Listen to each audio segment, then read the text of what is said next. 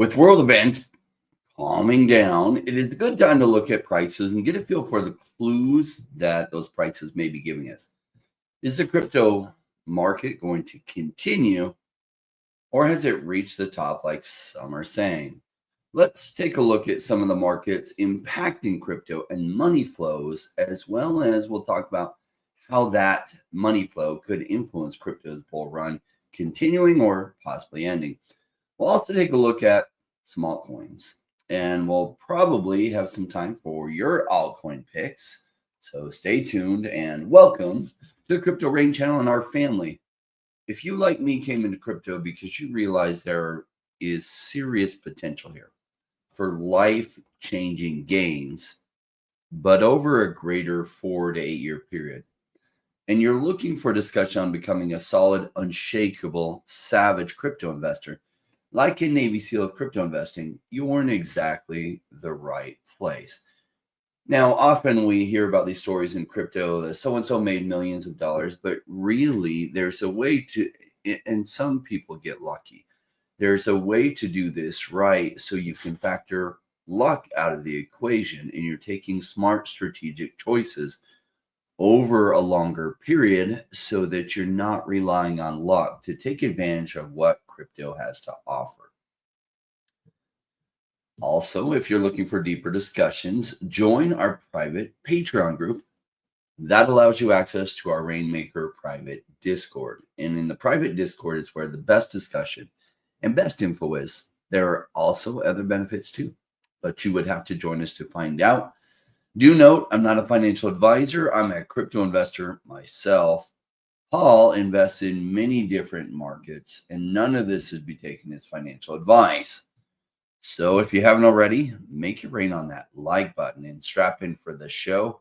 Help me welcome Paul from DEVVE. Paul, thank you for joining us. Great to be here. And what an interesting time, as I say always. Even more interesting as we've seen. We've had an interesting couple of weeks, and it looks like nerves have finally calmed down. But the markets have been in a bull market, as we've said. Nothing's changed. Yeah, it has been a crazy bull market. Like the price of Bitcoin has gone about 8x since when did it? Let me look at when it bottomed. So it bottomed here in November 22. So in a year and a half, it's been a massive climb from really 15,000 or high 14,000 all the way up to, geez, we hit 110,000. It's been crazy. Yeah, I mean, crazy, is that the right word? Maybe, I suppose.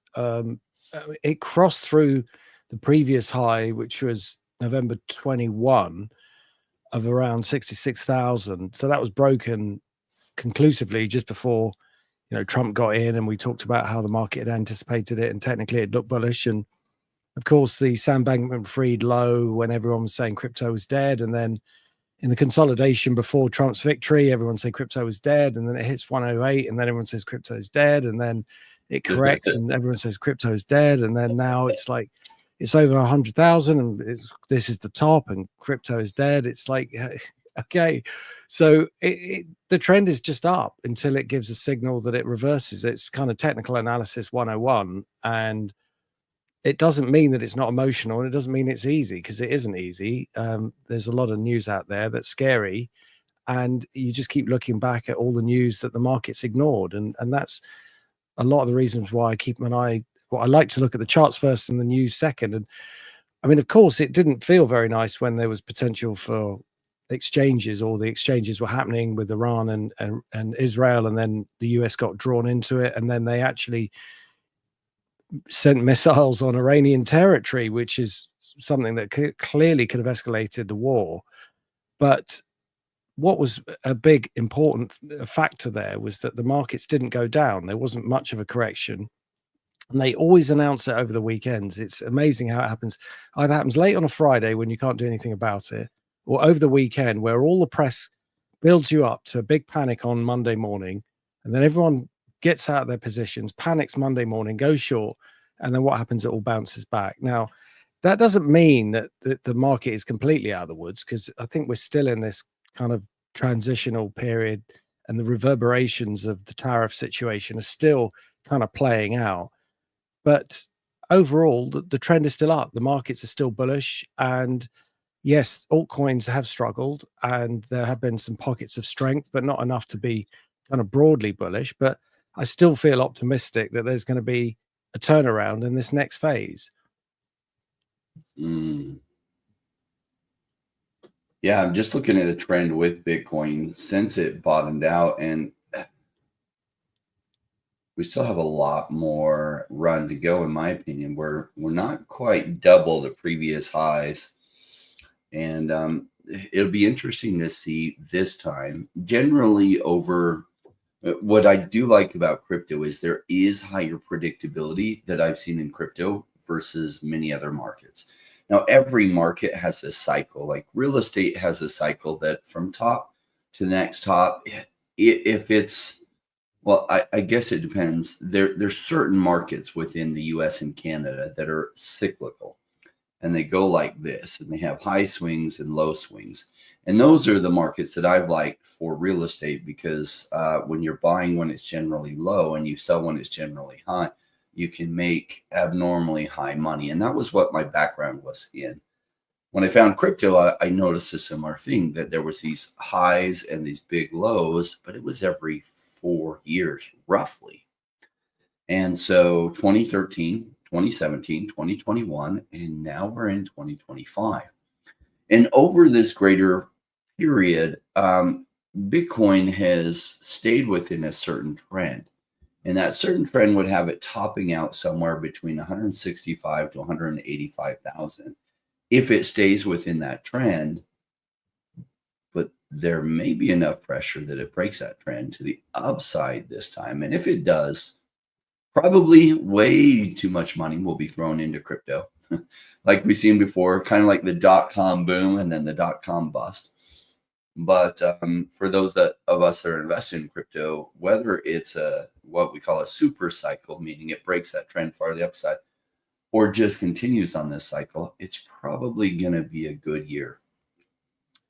And it's fun watching to see how this all plays out.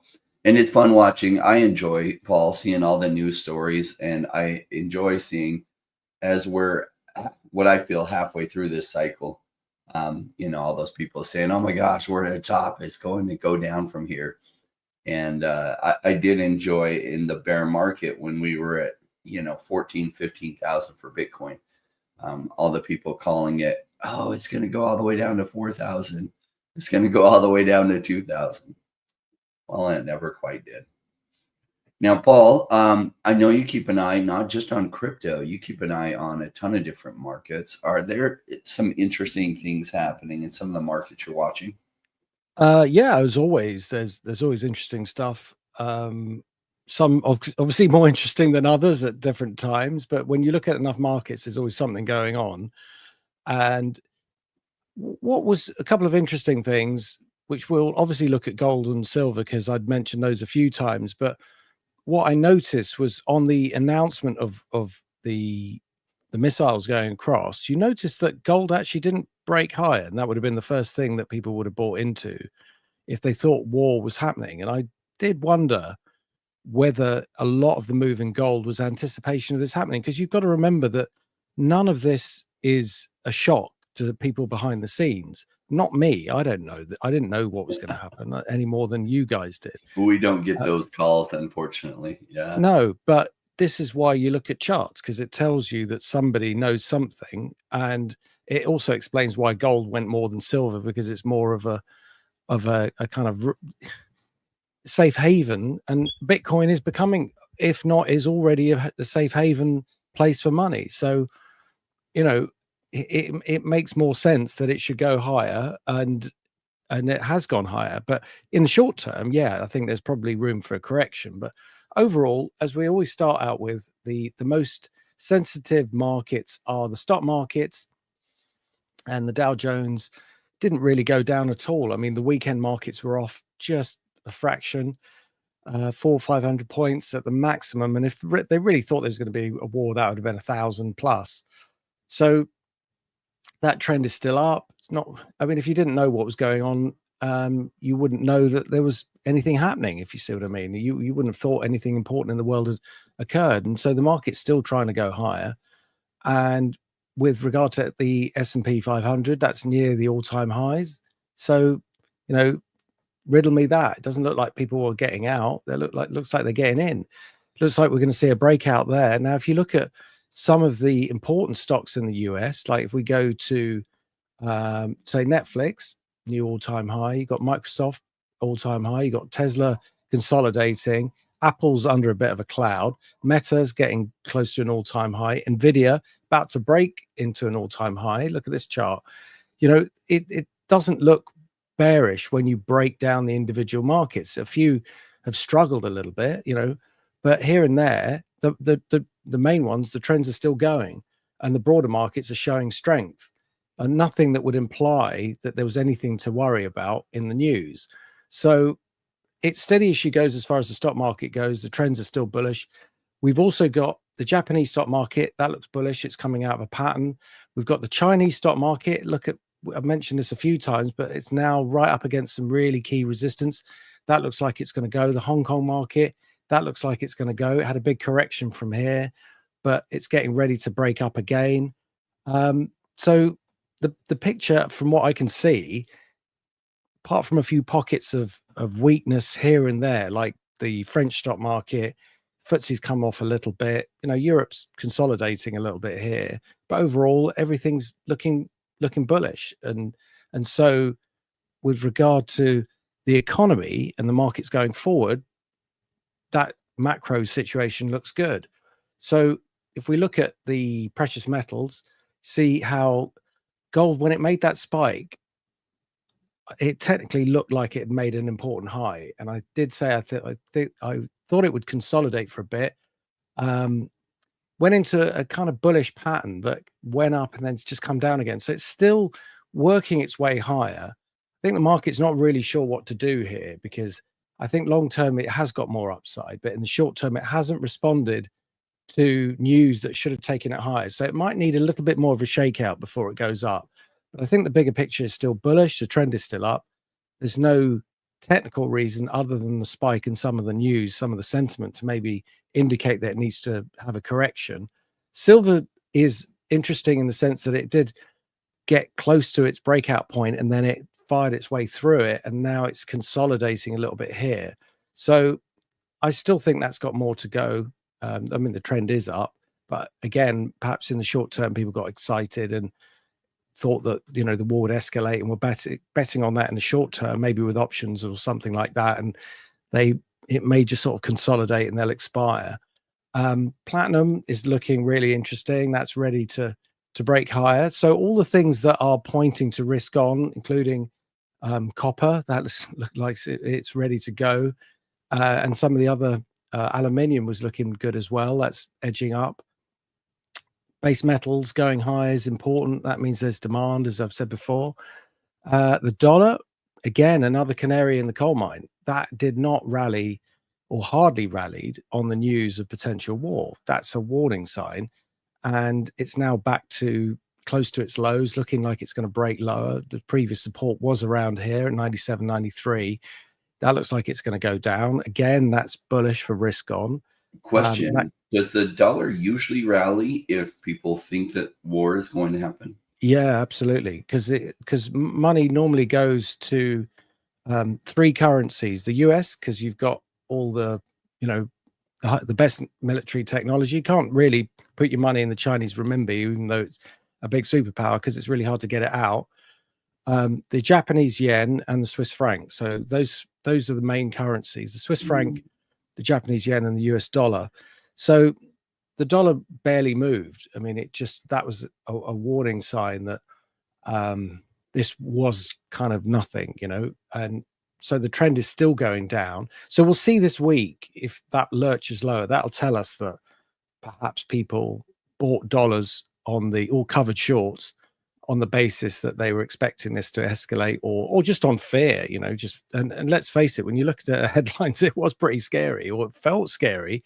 But again, the markets knew better, and that's why it's important to keep an eye on that. So So yeah, the dollar is still going down. That's important. And what else is there? The bond markets seem to be easing lower finally. And there was this whole issue of whether the whether other countries would start selling US bonds on the basis of them raising tariffs, and it becoming a bit of a play to kind of force the US to back down on the tariff situations. But if we get rid of the log and the automatic, we can see that this is the 6-month money. So this is 6-month yield. And it had actually started to move up, and that was on the tariffs, which was kind of weird, but it's coming back down again. And if you look at 2-year money, that's looking heavy again, which means that there's some buying of bonds, which means that potentially rates could be going lower, which is all a good sign. And the big one really is the 10 and the 30-year, because movements there are kind of really exaggerated, and that's softening off. So, I think that the kind of macro situation has actually absorbed quite a really potentially volatile, potentially negative situation really well.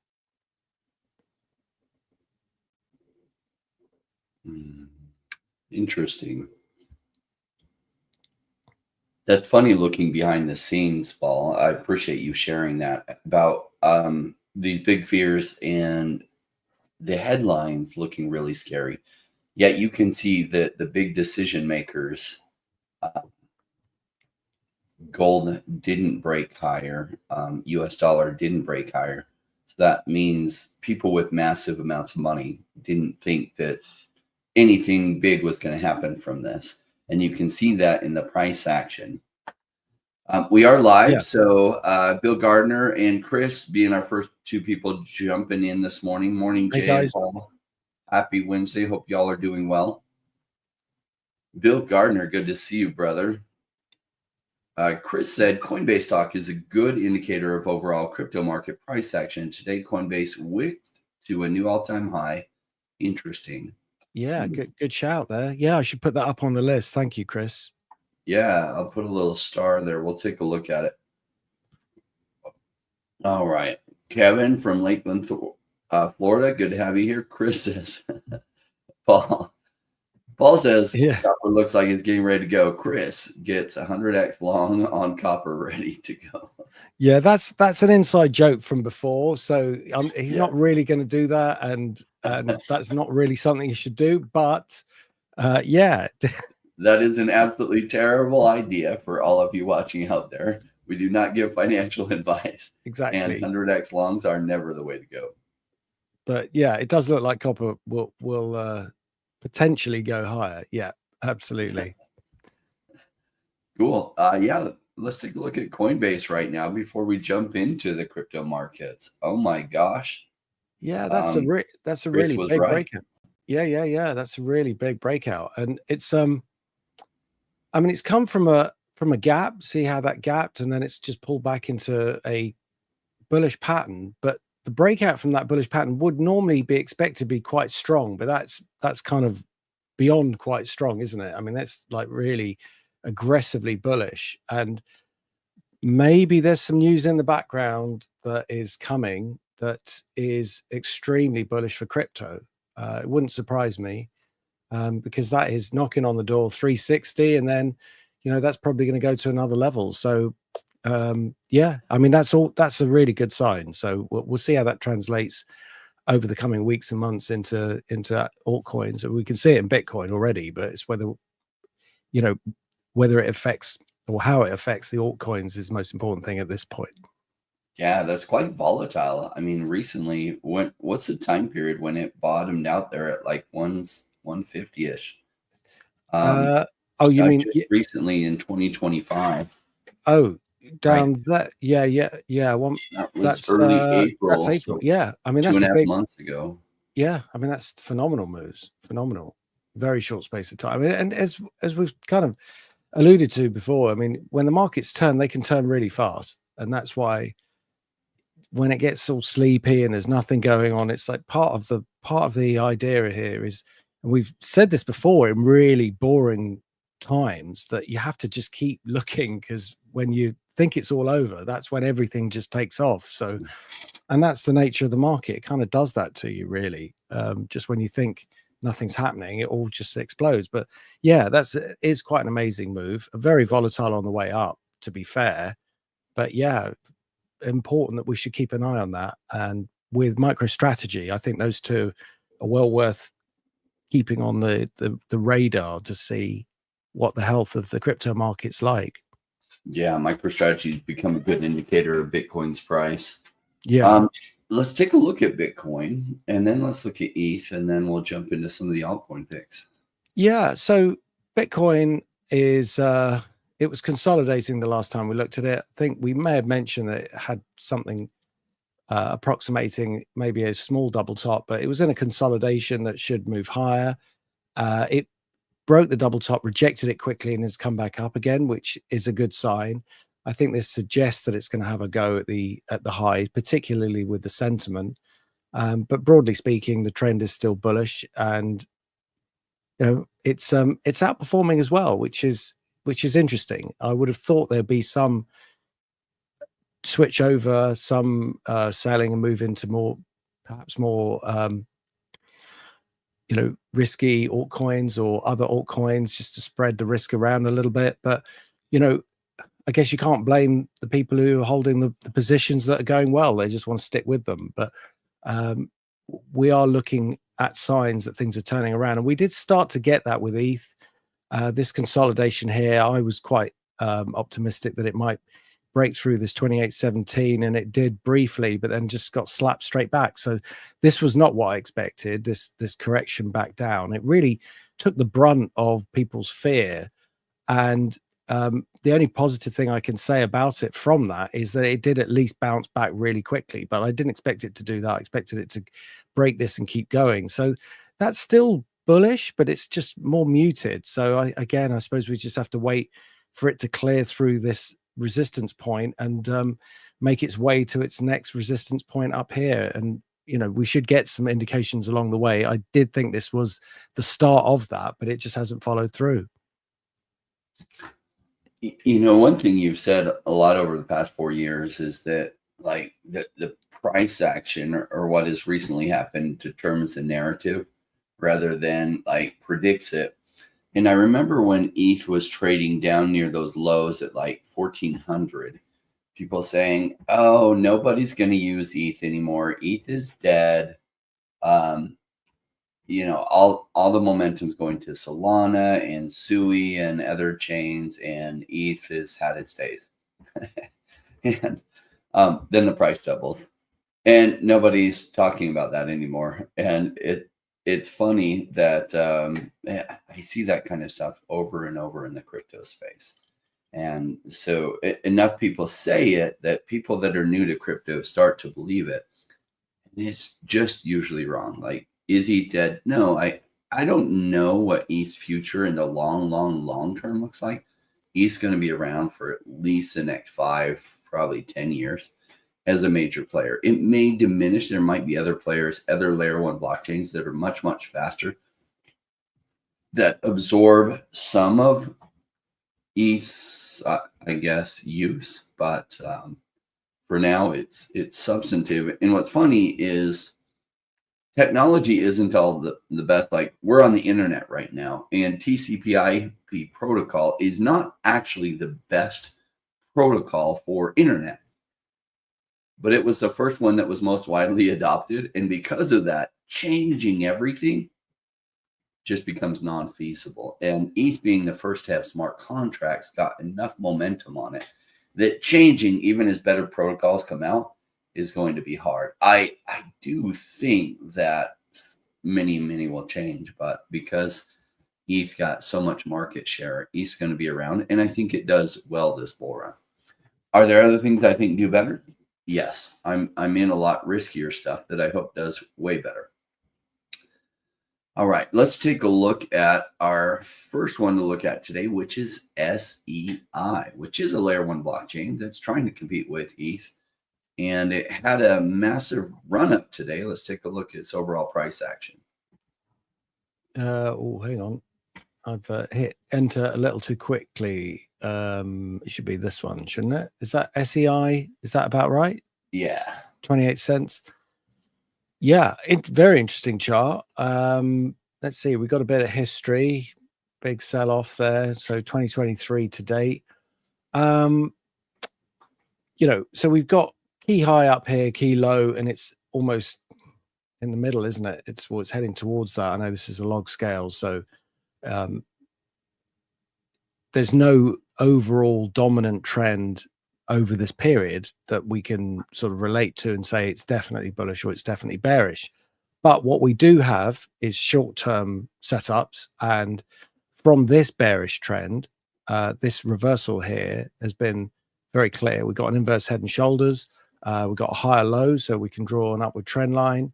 That's positive.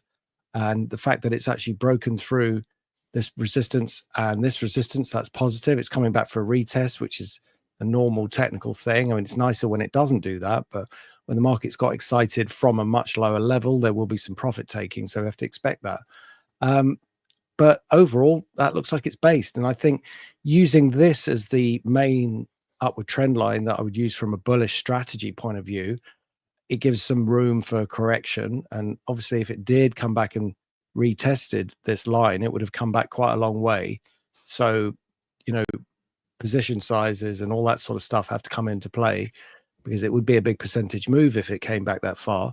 But overall, the technicals is looking good. I can see why you'd want to look at it. And, for me, I'd put it on, I'd be interested in a buy. So I'd put it on my buy list. And, whether it turns into a long-term buy, I'm not sure, because it still has to compete with this downward trend here. And there is a little bit of a question mark. So there may be better things to find. But from this point, it is, it's definitely one that I would be keeping a close eye on. Yeah, clearly with this kind of action, there must have been some news about it that really made it take off. Their market cap rocketed above $1 billion market cap to a $1.6 billion market cap. So it's back in solid blue chip territory. Let's look at, I like fundamentals, like what is a project? What is it about? So SEI, if you scroll down on CoinMarketCap, it'll give you tons of information. SEI is a high-performance layer 1 blockchain that scales the Ethereum virtual machine with parallelized execution, enabling faster transactions, low fees, and seamless smart contract deployment. SEI removes traditional blockchain bottlenecks while maintaining full ETH compatibility. All right, so highly ETH compatible layer 1 blockchain with faster execution because the parallelized execution. Upcoming Giga upgrade will deliver 50x improvements in EVM throughput, optimizing execution consensus. And so maybe that's what the news is about. One of the things to look at is there are a lot of the tokens coming into circulation. It looks like every month more tokens are coming into circulation, and it's not as steep as it was for a while, but you are going to have the circulating supply increase from about, what is it here, about maybe 5.5, 6 billion up to 10 billion over the coming 5 years. Okay, that's not terrible. Interesting. So it looks like their current market cap is 1.6 billion. Their fully diluted value is not quite twice that. And this is their bigger chart here. So you see it's trading within this. And if it breaks above this trend, I don't know if they'll, there we go. They'll let me put in the trend line here. But if it breaks above this trend line, it might be off to the races at some point. I like to buy generally in lower areas when I'm looking to buy. I look for what looked like a really good value. So I don't trade these wicks up unless it's a clear breakup. And it is a break to the upside. What will often happen is it'll go back down and retouch where this midline is before it goes off to the races more. Interesting things happening with SEI. I think they're one of the competitors for the future of blockchain. They're a decent competitor, but they are competing with the likes of SUI, Solana, which do have a lot more momentum.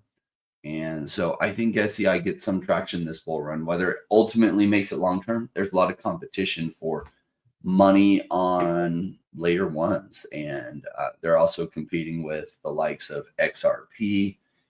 And so will they make it long term? I don't know. But I think they're going to do good this bull run. I'm not personally invested in it because it's in the blue chip category, and that is not where most of my money is at. Most of my money is in market caps 50 million and below, a lot of them in the $5 to $10 million range that I think have strong potential for 50 or 100x. SEI is a good project. Do I think it'll go 100x from here? Probably not, is my guess. All right, let's take a look at Jasmy. We haven't looked at Jasmy in a while. Jasmy's one we followed during the bear market when it was really, really cheap. It is no longer anywhere near as cheap as back when we covered it a bunch. Yeah, that's for sure. So yeah, this is a really nice chart from a technical point of view. I mean, it would be nicer if it was higher, of course, but we had this big bear market, and then what was a classic base, the way this based out was really interesting from a technical point of view. See this support here that it was bouncing off, and when it broke, it made the low, retested it, came back, nearly retested it, came back again, and then had this really good upward run. When it broke through this resistance, you see how it accelerated higher. And we were talking about it through this move, and I was probably overly bullish. And, I will be like that. When the trend is up, I want to go with it until the trend, breaks and it starts to give signals that it's weak and things have turned down. And that is what happened. And what we were looking for support points for it to rally against. And it didn't. It didn't rally here, didn't stop, and that was a big level. That was a red flag that things had gone the other way, and it was time to kind of stand aside. But the support point where one would expect the market to bounce is where this line's been drawn across. See, so it's come all the way from here. It touched this point, which was kind of a perfect bounce point, and it respected it, which is great. Now, although we've got a really good reaction off it, which is exactly what you'd want, it's now come back a bit and it's made a higher low, which is a good sign, but it's got to hold on to those higher lows. It's no good making that and then breaking it within a few days. So we're kind of early into this next rebound, which I think has been supported very well by this long-term level here. So a strategy for me would be that, I would be cautiously bullish here, and it's got a place where nibbling is for me would be an okay idea, with stops below this level, because it's a really good protection point. If I was going to give it a bit of room, it would perhaps be below this area here, just in case it came back or maybe just went into this zone on a correction. But I really wouldn't want to see it down there. I would expect it to stay on this side of the line, and anything that's gone below here would be a warning sign, and it would be all the more reason for me not taking a big position, because I'm not, it's one that I think is starting to get going rather than it's going to accelerate. I mean, it may accelerate, but it hasn't showed that sign yet. So I'm just stepping cautiously into it and saying, yeah, that's interesting, some good moves here, something we can build on, and look for a move up to this 2.1 cents area and then see what happens from there. But definitely one that we should come back to. As I say, some of them are sleeping and some of them are just getting ready to move, and this is one that's kind of in between the two, but I wouldn't want to see it much higher without having an eye on it. Well, this is a fun one. This is one of the ones that we've kept an eye on during the bear market, and we covered it back when it was really cheap like this, really cheap. And one of the things I liked about Jasmy was, so it's focused on the Internet of Things, which is essentially a different way of saying Web 3.0. allowing machines to talk to machines on the internet, to use the internet so that, like, I don't know, your vacuums can be reprogrammed, your little Roombas or other things. And interesting, and even like your TVs. And what's interesting is it's a bunch of former Sony executives, like the CEO and chairman, that created Jasmy, which tells me there's some substantive weight behind this. So during the bear market, as prices often do, Jasmy went really, really cheap, and we covered it. And it just became incredibly cheap. Now, a lot of the stuff that we've covered during the bear market hasn't yet taken off, but Jasmy is not one of those. Jasmy's already gone. At one point, it was about, what was it? It was about 20x up from its lows, and now is settled back down to a solid about 4x up from its lows. But I do think there's a lot more run ahead. So it's come back for another bite at the apple for those that missed Jasmy. I think it's a pretty attractive price. It's not as attractive as it was here. Now, many of the other altcoins I like are right near their most attractive points. So this is, like, I think it's a good buy for those looking for Jasmy. Is it my favorite deal out there? No, I have lots of deals that I like better, but it is what I'd call a great deal, in my opinion. It's a pretty good price for Jasmy. I think Jasmy does really, really well this bull run. One of the downsides of Jasmy is it's a Japanese company, so a lot of their promotion and other things that the company is doing is all in Japanese, which I don't understand at all. But one of the upsides is it has a powerful, well-connected team running it, and I think in this bull run they kept some good traction. So this has been one of the ones that we covered when it was dirt cheap, and a lot of my audience I know liked it and have gotten this positive upside that's happened. But I think there's a lot more coming on it.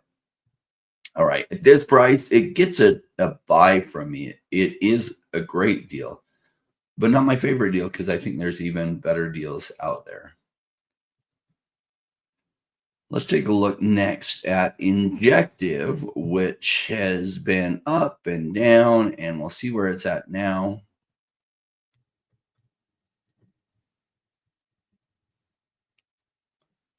Yeah, that should be it. Yeah. Let me just clear that. Okay. So Injective Protocol, really good bull market here, wasn't it? And it's come off into a correction. We still got these lower highs, which is not great, but it did bounce in a really important area. So it's kind of neutral where it is now. I mean, look, this was a fantastic inverse head and shoulders pattern. This was the buy point for sure, but it's not extended. So this was the point where you got a trend ending signal, a really good rebound. It should have gone off at this angle and kept going higher, but it came back, it's just stuck around for too long, which is always a warning sign. And then it broke it quite conclusively, stopped out, and then sitting back on the breakout point, sort of chewing the level, wondering what to do, which makes me sort of not really sure which way it's going to go. I could be persuaded to be bullish on it, given that the bigger picture is bullish from this low, and maybe the macro scene, the fact that that is bullish kind of tips the balance of a 50-50 into a 60-40 bullish side. But I'd like to see a bit more price action to confirm that. We have got downward trend lines as well to contend with. So as you can see, it is really kind of balanced here, and it needs to do a bit more to show which way it wants to go, whether it wants to go up or whether it wants to go down. So it's kind of painted into a corner. I think the good news is we're going to get an answer fairly soon, maybe in the next couple of weeks, because it's going along this painting in this kind of corner here, and then once it gets a breakout, that breakout should be strong. There's no reason why that can't be to the upside. And again, it goes back to what I was saying before about how these markets go really quiet and then suddenly explode. So it's not, for me, in the short term, it's a wait. but definitely one we should come back to because it's getting ready to do something. Yes, I do believe it is. For those that have been in the crypto space for a little while, you probably remember Injective. If you follow a lot of the bigger channels, I covered Injective when it was down around here, and that I liked Injective and I liked what they were doing. Well, it went crazy and it went all the way to $52. And this is when all the bigger channels were covering it, because YouTube incentivizes content creators on crypto to talk about things when they're hot. It does not incentivize you to talk about things when they're cheap. Because when I covered it here, nobody watched those videos except my regular audience. Why? Because nobody was searching for Injective then. But that's when it was a good deal. Here, everyone was searching for it because it was hot and people like to chase green candles. It's just the normal behavior. That's why 89% of people in crypto do so poorly, is because this is when they're searching for Injective, not here. And so they're buying here, and now it's corrected down to a pretty attractive price again. It's close to $1 billion market cap, a little bit over that at 1.1 billion. I think Injective is solid, and they're going to have a lot, like a really good bull run this market. So I'm personally buying blue chips. If I were buying blue chips, this would be high on my list for something that I would be loading up on, and at these prices. I think it's got a solid future. Now, it's not quite as cheap as it was here. It was at $2, and now it's at $11. It recently went down to a really good buy at about $8. I don't know if it's going to come back to that cheap. It might, but I don't think it will. So we'll see. Like sometimes I got to take a buy price that I don't love, but I like enough when I'm looking to load up more on something. So it gets a buy from me. Let's take a look at Arbitrum.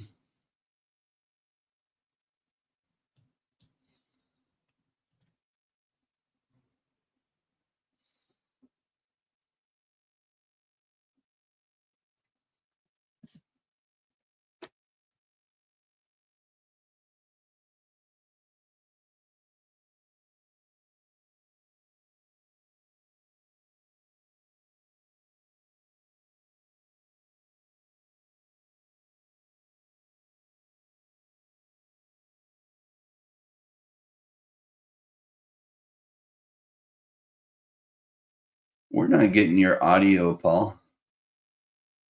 That's because I'm chewing ice because it's really hot here. And when I chew ice, I think I better mute the mic because you don't want to hear me chewing it. I'm sorry about that. So yeah, so what I was saying is the headline is it's a wait, but it is neutral at this point because it's tested this low and had a good rally. That's fine. Step one of a reversal. Come back, tested it again. Again, that's a good sign that it's bounced from this point. It means it is important. It's round number as well, 25 cents. Not broken through, but that's not enough to turn the ship around. We need a conclusive base, a bigger base, more evidence that this has formed a foundation before we can talk about a trend moving higher. And so what would do that, what would be really great is if it got through 50 cents. Now, of course, that's massive percentage away, but unfortunately, that just reflects the volatility of the market over the past few months.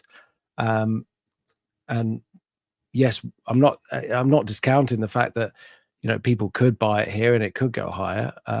But for me, I have to wait for a better signal. Now, this downward trend line, if I wanted to get in a bit quicker, at the very least, it would have to break through this.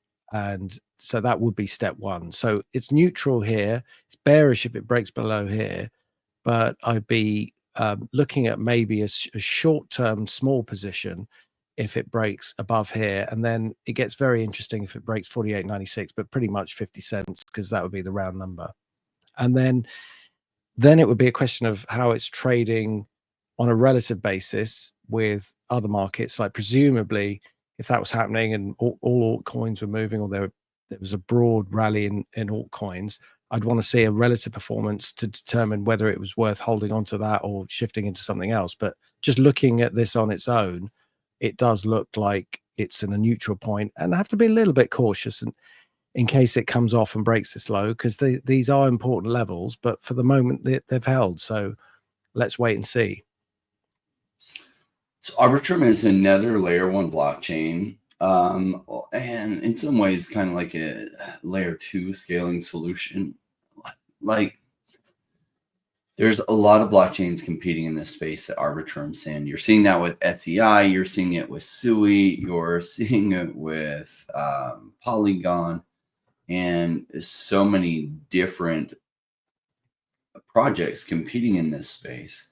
So Arbitrum's price has been absolutely further punished during this bear market, even though during January 2024, it went up tremendously. We're down essentially at lows, or right near the lowest prices that this chain has hit. Now, this token vesting pressure, notice this, the price was really, really expensive here. And then this token vesting pressure started to hit. So this has put a lot of sell pressure on the token and pushed it down to these crazy low prices. So this partially explains a good chunk of why this has happened, which is why I like to take a look at these token vesting schedules, because it tells us essentially what's happened here. And you see the peak right before that token price pressure started to hit. And since then, it's been pushing this down. So this is a good buy, in my opinion. That token vesting price pressure has pushed it down like this. Remember, we talked about that when DEVVE was 13 cents. And it was the token vesting price pressure that was pushing it down, combined with the bear market, pushing it down to prices it probably shouldn't have ever hit. And yet it did hit. Something similar going on here with Arbitrum. Now, will Arbitrum ultimately make it 30 years from now? I don't know. If I were to venture a guess, probably not, because I think we'll probably have 4 or 5 main chains that really survive long term. I don't know that Arbitrum's getting enough momentum to make it, but they could. I do think they do very well in this coming bull run. I think they do significantly well. And for a layer 1 blockchain, their market cap at 254 million is a pretty good price. We've seen some momentum go to SEI recently, but SEI once looked like this on their market cap too. So I'd rate it as a buy at these prices. Now, am I actually buying Arbitrum? Well, there's a layer 1 blockchain competitor that I like much more than Arbitrum, and I see it here in the suggestions. If you follow my channel for a while, you probably realize what it is. But DEVVE is the one I like, and we should have some time to take a look at that. We got some time to look at some picks. We did look at Coinbase already. Why don't we take a look at SHX? And I'm not sure I know what this one is. We'll take a look, though. Sure. Maybe do Stronghold, is it? Okay.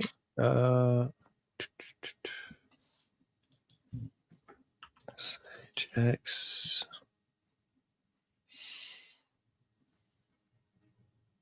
Probably Stronghold. Bit more data there. Yeah. If it's this one, I can see why you'd want to look at it.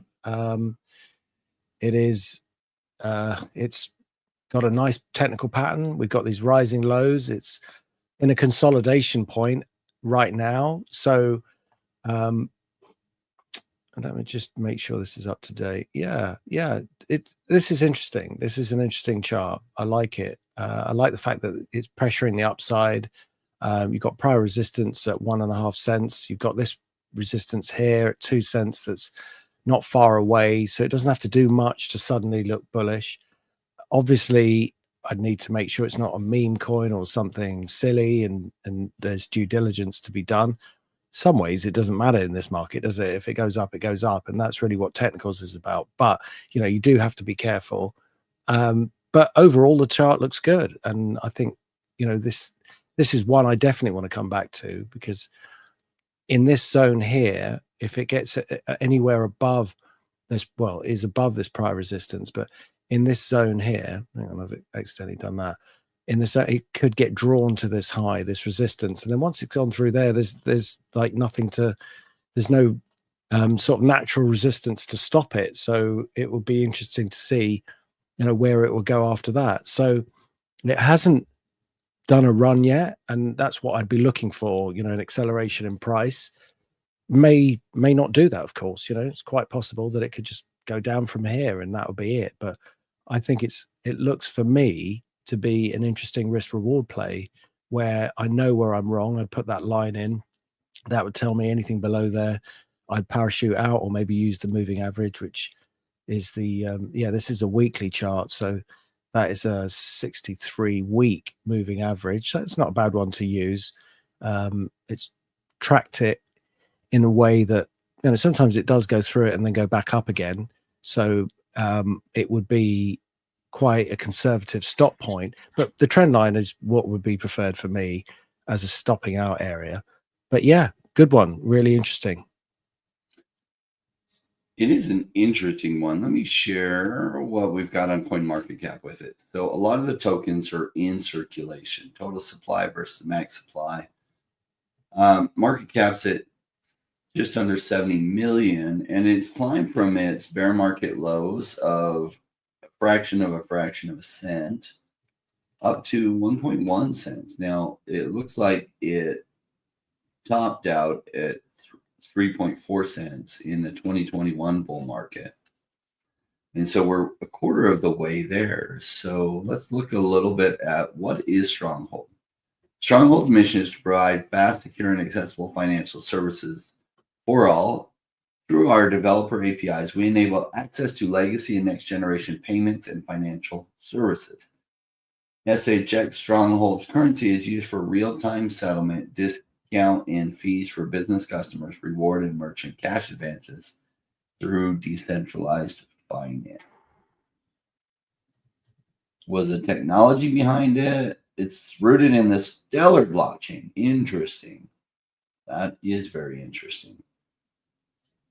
Based on that, that's worth a deeper look through it. If it weren't based on Stellar's blockchain, I'd be a little bit concerned. But maybe this is one of the I do think Stellar is going to get a lot of payment solutions going through that. So maybe this is one of those solutions actually using Stellar's that will get some traction. And probably that's why it's up.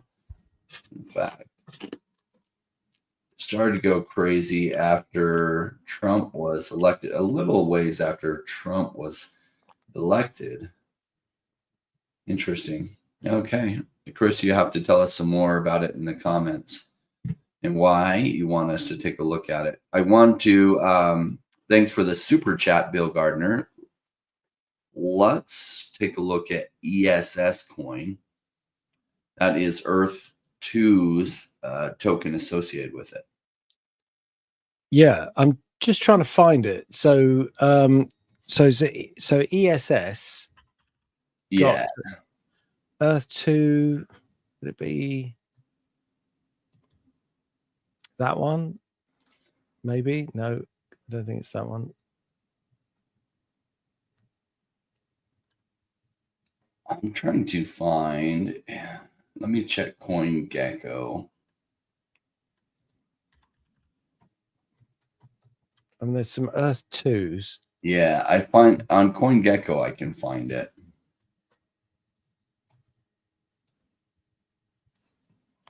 Oh, here we are. Yeah. Okay. Max. Oh, yeah. So we've got a downward trend, then some activity, very strong activity, and then it's like, look at these basic red candles. So it's been a fairly brutal retracement of that really one strong bar, and all these it's sort of ebbed away back to the support. You've got the clear support down here that it needs to hold. Would I jump in here? Personally, I wouldn't. I know some traders will, and they'll use the prior support as support and buy against it. That's, there's nothing wrong with that. It's just that I personally wouldn't do that myself, because, I'd wait for it to turn around and they'd be in it early and I'd be in it late. I don't mind being even later and waiting for it to break over this 4 cents area before, having much more evidence that it's turned around. So for me, it's a wait, but I can see why there's interest there because it's so close to the prior low, and that can often see some buying coming in at those levels. But once again, I'm sure it's an interesting project because that's why it's come up by people who really know the ins and outs of all these all these projects. So I'd like to know a bit more about it and what it's doing, and definitely put it as a recommendation to look at, and we'll pick it up in a few weeks' time.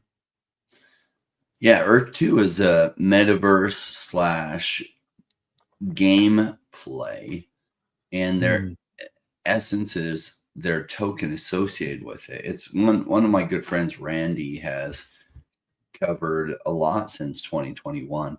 Now, I haven't gotten into it that much. When I first saw Earth 2, I was like, they basically took a scan of the Earth, and then they sold off plots for essentially their metaverse / game related to like the real world. And I thought, well, that's interesting.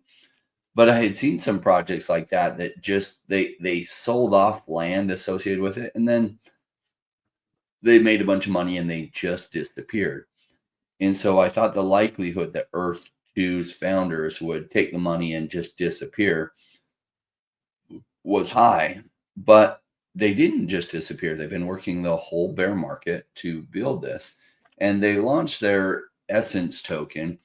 And I believe if you have land in the game, essentially you get some ESS token, and that creates higher emissions of the tokens coming out. So we're going to look at a few things. First of all, here's the price during the bear market. This is not abnormal. It's token launched in early 2024, all the way up at 12 cents. But as more tokens have come into circulation and it kind of lost its newness, this almost always happens, this kind of downward price progression. But notice how it's slowing here. The descent is slowing. And I like to keep an eye on that. Let's see.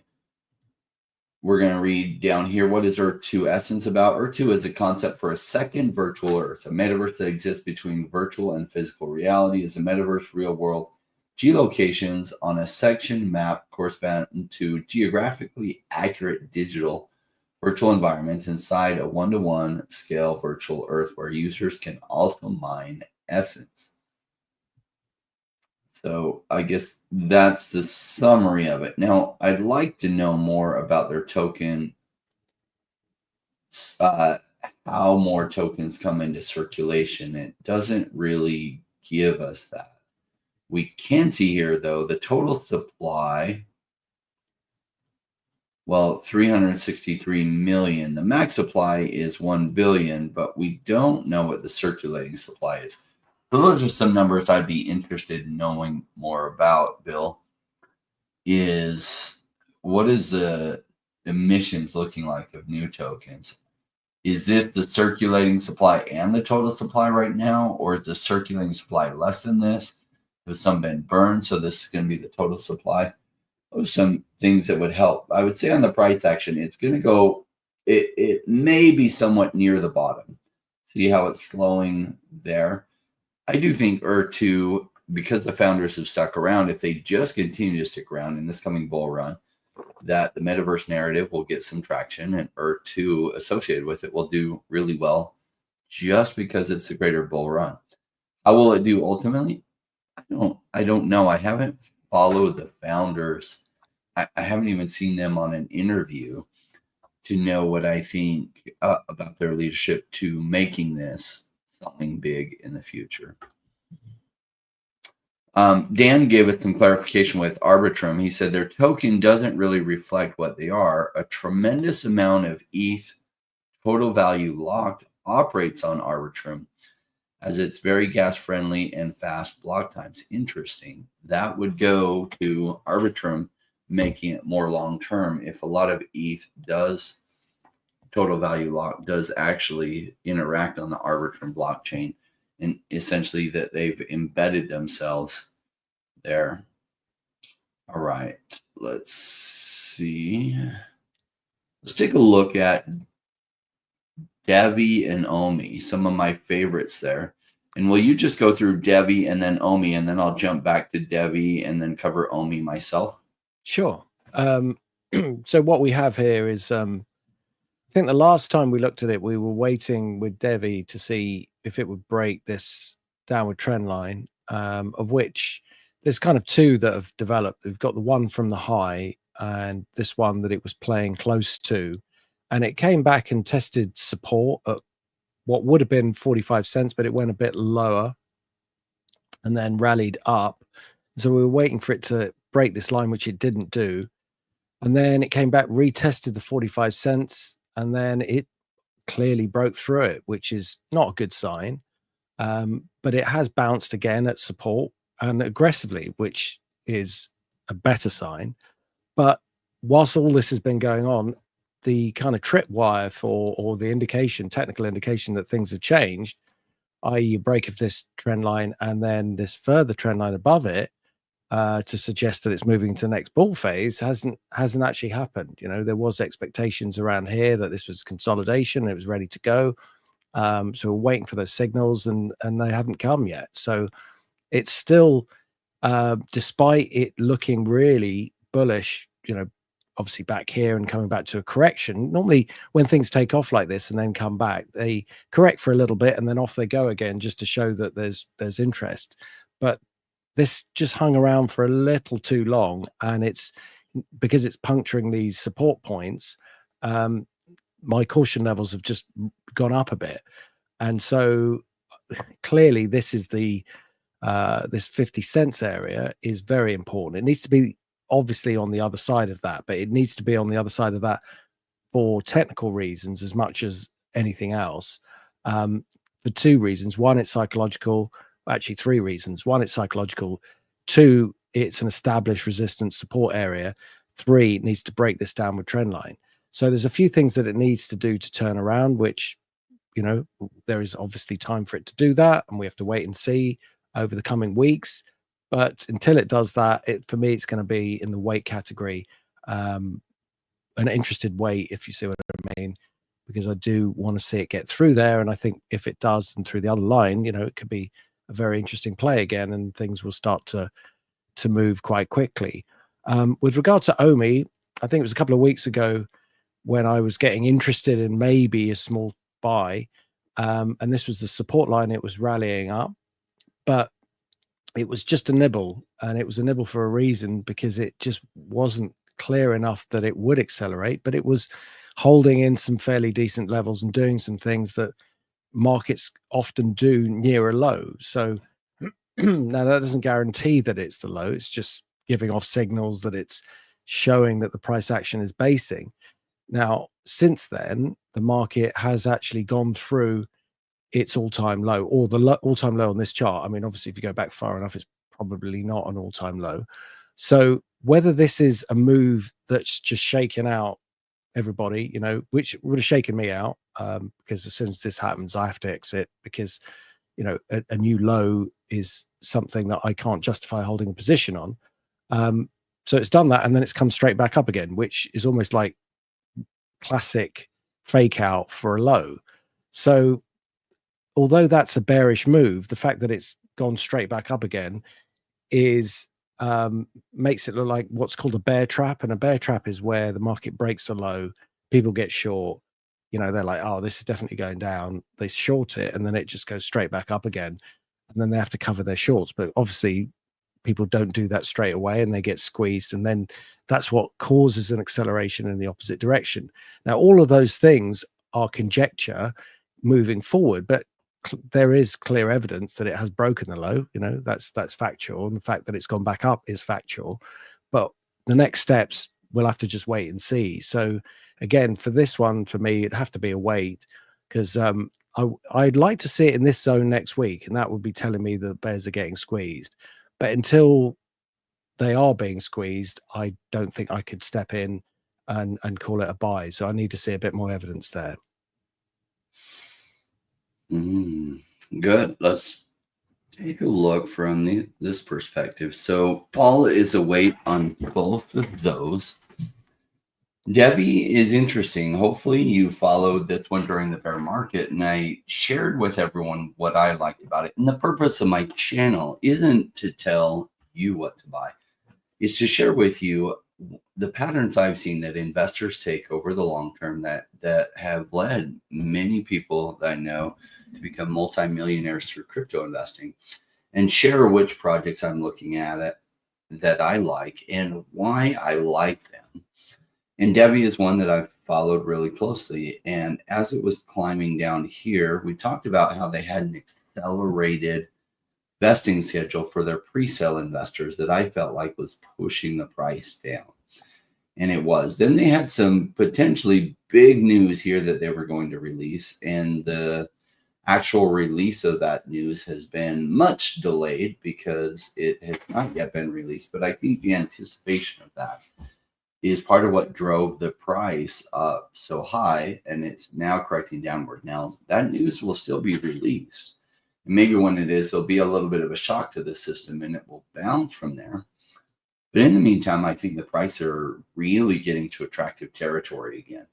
So this is a layer 1 blockchain that can do faster than any blockchain I'm aware of in the crypto space. And it can handle massive amounts of traction. Now, it is not a permissionless blockchain like things like ETH is a permissionless blockchain, Solana is a permissionless blockchain, Polygon is a permissionless blockchain.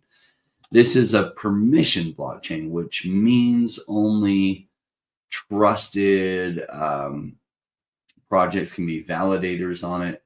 Not just anyone can write transactions to it. Now, I do think permissioned blockchains are going to get a lot of the traction from businesses in the future that want to operate on blockchain. Because they're permissioned, it really prevents a lot of the cyber attacks against the blockchains, like Solana frequently sees. And also, they can keep certain things like private. What's interesting about blockchain is it's amazing that you can send transactions to other people without having to have it routed through banks or anything. But the downside is if you pay something with Bitcoin, then whoever you send that money to can look at your wallet and they can see every transaction you've made. So there's no privacy there. And DEVVE has solutions for privacy while also having a lot of the benefits of blockchain at crazy fast speeds. And yet the awareness on DEVVE is still super, super low. Most people don't know who DEVVE is. And so the market cap is extremely low for a layer 1 blockchain that's faster than everything else. And I like what I feel are undervalued projects. And I feel like DEVVE is massively undervalued at this price. It's one of my largest holdings in crypto. And I like it. I think it has much higher potential than here. And I think it's solidly in the buy category as far as prices here. Let's take a look next at OMI. Another one of my largest holdings in crypto. And I really like OMI. You see that log scale gives us a better idea of how cheap it was during the last bear market. And it went 3,000x to the top and has climbed down considerably to get much, much cheaper during this bear market. And I think it's at a really, really good price. If you look at it this way, Paul pulled up on the actual trading chart so you could see it. Some of the factors that I look at is it's got a $51 million market cap, which is really, really low. Their market cap was in the billions, and so now it's at a $51 million market cap. I think this is going to do really well during the bull run. If you follow this channel, you know that Comey is the token associated with VV's digital collectibles app. and their digital collectibles are some of the best out there. In fact, they're leading in the digital collectibles space with brands like Marvel, DC, Disney, Marvel Comics, as well as a bunch of other top brands. And I think as digital collectibles become a really big thing, which I think they will in the future, that Omi's token does tremendous. I do think it's at a very strong buy at these prices. Let me just share with you on CoinMarketCap. See how it's leveling out. This rounded bottom goes like this. And we saw that with DEVVE. Going back to DEVVE, see how it had this nice rounding bottom, all of a sudden, boop, it took off, and it's never come back down to these prices of the 14 cents that it hit at. Omi, I think, let's look at this one. See how that slope is slowed tremendously. So I think it's at or near the bottom. And I think it has amazing upside from this market cap value in the coming bull market. A lot of the pre-sale and team tokens and everything, all those are vested. And there are some burn mechanisms out there. So I think in the future, some of the supply gets burned more than added to the supply. So I think there's going to be the right pressures on this going into a bull market that this does tremendous. Good suggestion. Obviously, these are ones of my favorites, and some audience members just wanted to see where things are at. Andres was asking, was he DEVVE and Omi? Chris gave us an update. He said SHX is regarding payments. They just locked up 60 billion tokens for 5 years. SHX allows payments on the Stellar network. SHX is how TradFi players are going to make payments on Stellar. Stellar banks the unbanked, and this is how they can help the unbanked make payments. Good insights. Thank you, Chris. Some update from Bill on ESS. Tokens are generated from properties, 420 mil circulating supply with 45 million burned. Good information. ESS coin is used for power inside game. It powers buildings, Seedroid, Sidroid ships, vehicles, weapon systems, and generates life by creating the civs and avatars that come into Earth 2. Interesting. All right. Well, Paul, any final thoughts? No, not really. Just glad it's not World War III, and yeah, look forward to seeing you next week. Keep the planet has survived so far. No thermonuclear war destroying everything. Yeah. And every day you wake up and we're not in thermonuclear war is an amazing day. So don't forget that. Yeah, exactly. Thanks, Paul. You're amazing. Thank you. Thanks so much. Thanks, everybody. Take care. See you next week. All right. We're so blessed to have Paul join us frequently and give us his 30 years price analysis experience, lending it to us so that we can understand, I guess, all the money flows that impact crypto, which before really getting to know Paul and doing this show with him, I didn't understand near as well how all these money flows from gold, from the US dollar, particularly as the US dollar price goes up versus down. As the US dollar price usually goes down, a lot of money goes into risk on assets, which crypto is in the risk on asset space. And so usually crypto has its massive bull run as the dollar is actually getting weaker. And we're seeing that trend. All right. Well, if you haven't already taken the Zero to Crypto Hero course, you might consider it. Now, it is built for those with a high value on your time. Why? Because there is a cost associated with it, but is specifically designed to share with you in a much shorter period what I learned about how to make millions from crypto and what to avoid so that you don't mess that up. Here's a quick preview. If you were like most of us, we came into crypto for life-changing gains, but were you aware that 89% of people do rather poorly in crypto? Only 5% achieve massive gains, and it's because they're doing things differently than most in crypto do. If you want to learn what most successful people in crypto do different, my Zero to Crypto Hero course will show you 5 massive mistakes to avoid and 3 things you need to be doing right.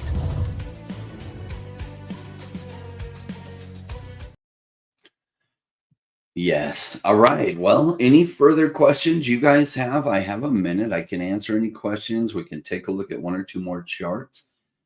It'll just be me. In fact, why don't we take a look at Definity's price now that Paul isn't here? So Paul will not look at Definity while he's on because he doesn't like to talk his own book, and because he works for Definity, he doesn't take a look at it. All right. So can you tell already we like this nice rounded figure? So Definity's bottom is probably in, and it's doing this slow general uptrend. Now, it recently went up to 5 cents and it's come back down to half of that. It is, in my opinion, a really good price. There are great things happening with Definity behind the scenes.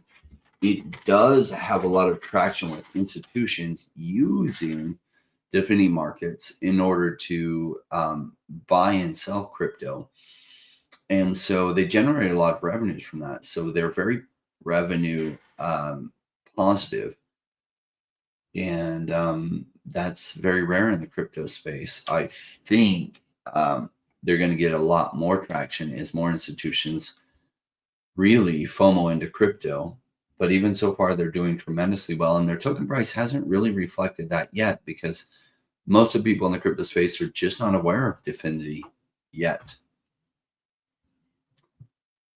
Landon, good question. What do you think about NFTs right now? Well, NFTs are interesting. I do think some of the legacy NFTs that have gotten traction will continue to hold value in the long term.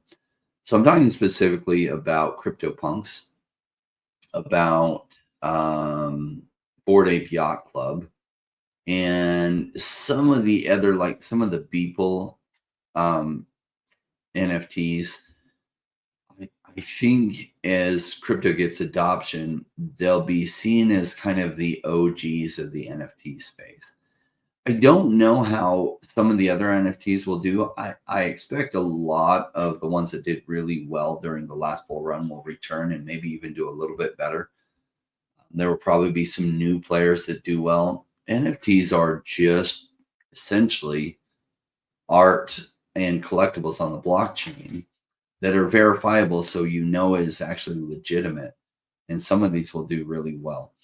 What's good about NFTs is they act as a social flex. So we saw the major use case of Bored Ape Yacht Club during the last bear market, or even CryptoPunks, was your profile pic on Twitter. And if you had one of those, then you put your profile pic to that, and it meant you were someone. Essentially, it was a social flex of, wow, I had the foresight to buy this, so I must be smart, is what it conveyed. And in some cases that was true, in some cases it wasn't, but it did convey a lot of presence, which was interesting. And I think certain NFTs will continue to do that. So where's the price been going? Well, you know, the price got really cheap on things for a while. And let's see, I haven't checked out what the prices on some of those are doing. Let's see.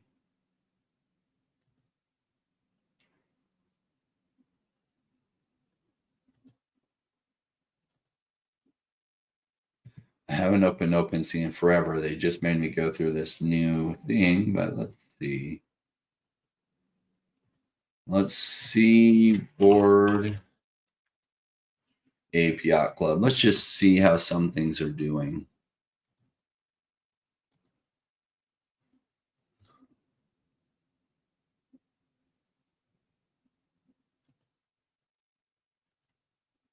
Looks like the floor on Bored Ape is 27K. I think they went down cheaper than this, but this is a pretty good price for a Bored Ape. They went as high as a 300K floor. So they're down over 90%. And yeah, it's an attractive price. I do think Bored Ape, I don't want to buy it. I just want to look at it. Okay.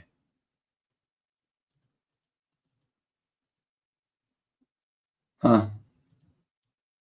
That's a fun one. I like that.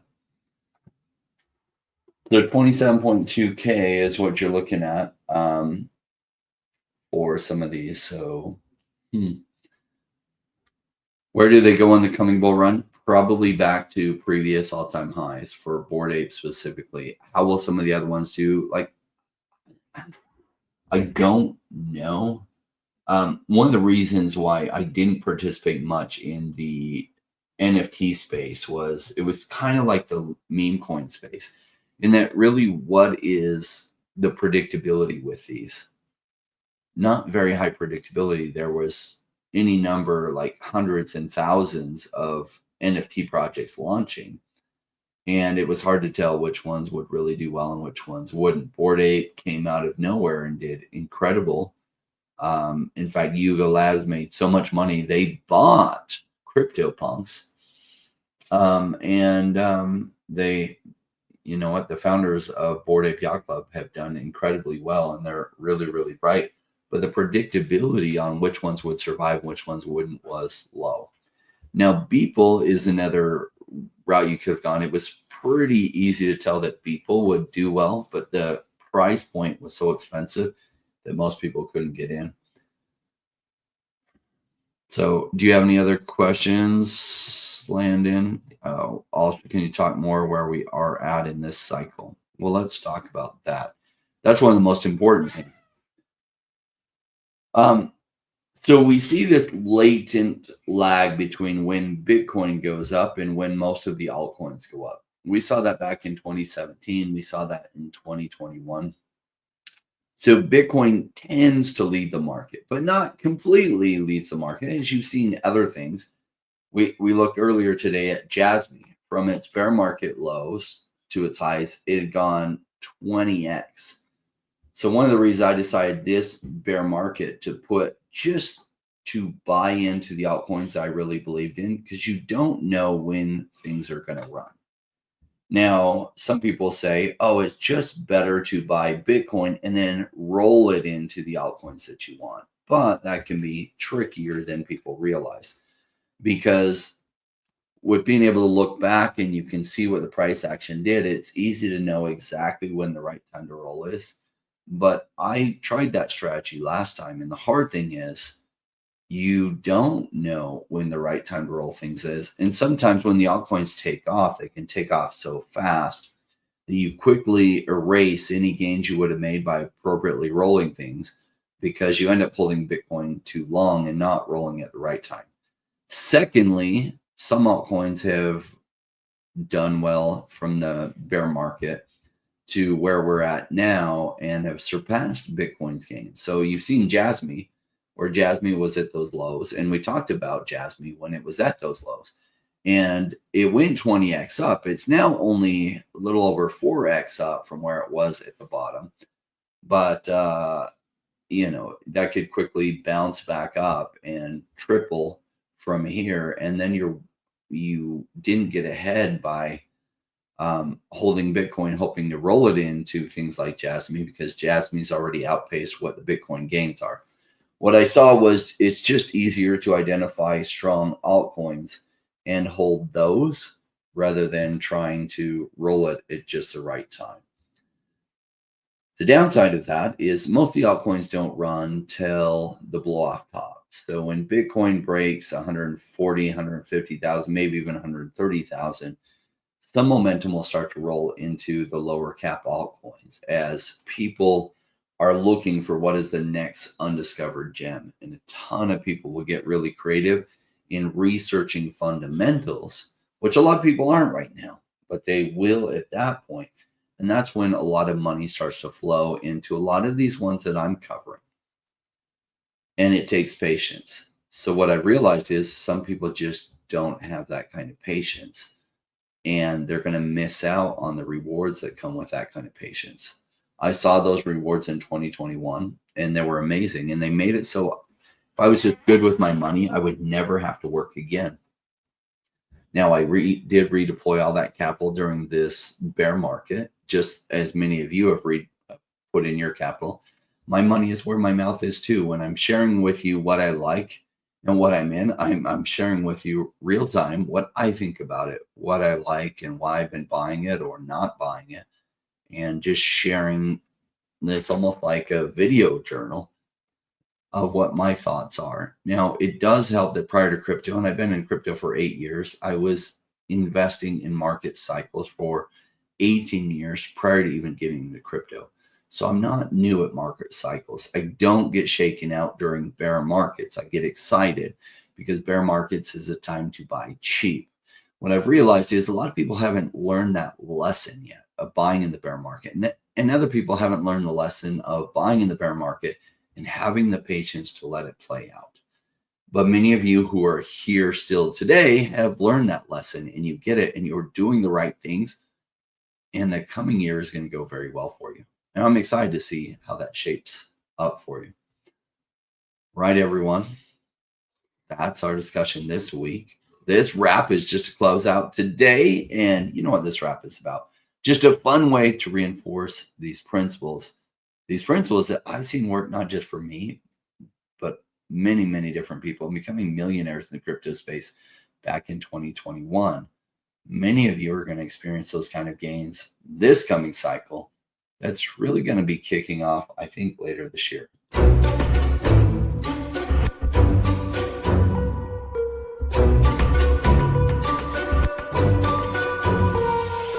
Came into this space chasing all of the gains, chasing the pumps and all of the hype trains. But like in life, shit, right before you could, was told to buy when it was pouring like a rainmaker should. I buy when it's down, don't chase the boats that I miss, cause I'll always make the time in mind. I stick the one out cause I'm patient like that, and I'll wait for the right time. I sell when it's high, I buy when it's low. They call me rich, they call me smart. I'm just a rainmaker running the show. Calculated investments, I don't lead with my heart. The principles are simple, they're leaving a mark. Buy when it's boring, just gotta be smart. I sell when it's hype, like all the channels they pump it. That's when I was selling the parabolic and dump it. They call me rich, they call me smart. I'm a rainmaker, making my own start. I'm with the future, learning the past. Makes the time fly by, years going so fast. The game plan is mine, I'll own it now. When I reach the top, haters asking me how. Cause I'm a rainmaker, investments I love, and I follow what I learn, not relying on luck. Time is never better, the time like the present. This next 5 years is a gift and it's feeling like heaven. I'm committed to learn, to study and to know that nothing comes easy, but with knowledge the game show. Thinking out this wrong cause soon will come a bear market. Learning and growing, and when it's slow will be the target. They say it's come out, Bitcoin is dead.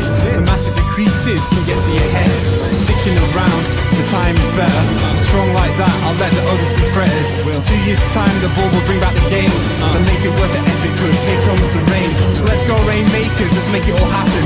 Let go of the hate, say the haters be crapping. I'm here for 5 years, let's do this together. The time is right, the time could be better. They call me rich, they call me smart. I'm a rainmaker, making my own start. I'm with the future, learning the past. Makes the time fly by, years going so fast. The game plan is mine, I'll own it now. When I reach the top, haters asking me how. Cause I'm a rainmaker, investments I love, and I follow what I learn, not relying on luck. Haters be hating, the time to slow down. Addressing what they say when I'm wearing my crown. They're chasing green candles like someone who was new. I got a vision that was bigger, helping me to push through. I'm still human and sometimes it is rough, and that's what makes me special, simply I stay tough. Cause I'm a rainmaker, investments I love, and I follow what I learn, not relying on luck.